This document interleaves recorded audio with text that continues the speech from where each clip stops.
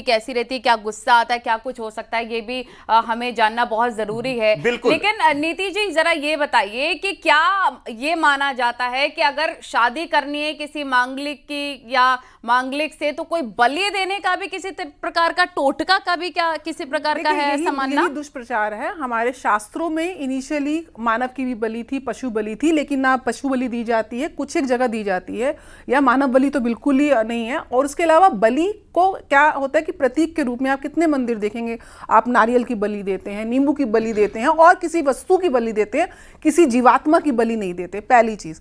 दूसरी चीज, ऐसा कहीं नहीं है कि आपको बलि देके मंगल दोष से मुक्ति मिल जाएगी।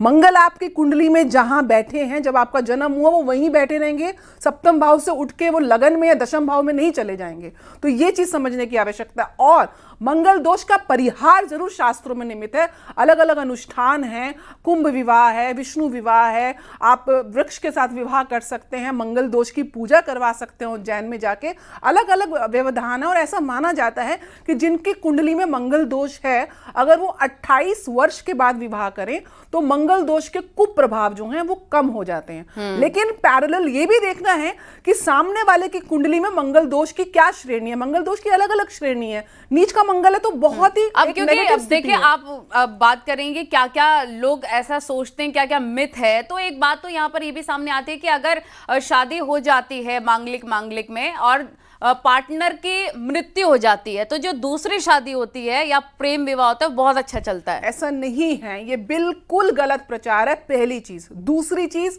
मैं आपको 70 to 80% सक्सेसफुल मैरिजेस बता सकती हूं जहां पे दोनों ही लोग मांगलिक हैं। और ऐसा भी देखा जाता है कि एक मांगलिक है दूसरा नॉन मांगलिक है, क्योंकि मंगल दोष का परिहार होता है। मंगल केवल एक एस्पेक्ट है, आपकी कुंडली परस्पर कैसी मिलती है, दशाएं, अंतरदशाएं, नवांश और बहुत सी परम्यूटेशन कॉम्बिनेशन जो ज्योतिष शास्त्र के ज्ञानी हैं वो जानते हैं, उन चीजों को कंसिडर करना पड़ता है। लेकिन यह कहना कि पहले पति की आप बलि दे दो या उसकी मृत्यु हो जाए दूसरी शादी अच्छी जाएगी, कहीं शास्त्रों में नहीं लिखा है। अगर आपकी कुंडली में शादी के सुख का योग है ही नहीं तो आप 10 शादियां कर लें, आपको सुख नहीं मिलेगा, पहली चीज। दूसरी चीज, बलि देना कोई नहीं, आप एक योग ये भी होता है कि आप उसी व्यक्ति के साथ 2 बार विवाह कर लें, तब भी आपकी शादी सक्सेसफुल हो सकती है। मतलब आप कह रहे हैं कि मंगल दोष को बेवजह बदनाम किया हुआ है। और बलि की प्रथा हमारे शास्त्रों में और इस दोष से बाहर आने के लिए कहीं ऐसा नहीं लिखा हुआ है, बहुत गलत प्रचार है।